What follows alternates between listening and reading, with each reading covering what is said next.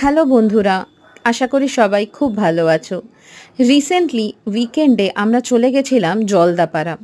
আর এই যে রিসর্টটা দেখাচ্ছি এখানেই আমরা ছিলাম। রিসর্টটার নাম ইকো ফান রিসর্ট।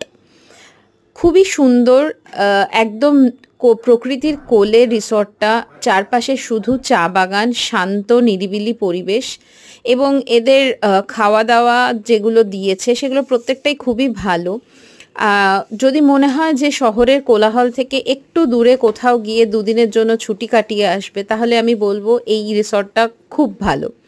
এই যে দেখতে পাচ্ছ দিবিক এবং দিবিকের বাবা, আমরা সবাই আশেপাশে হেঁটে বেড়াচ্ছিলাম। দিবিক ভীষণ মজা পেয়েছে।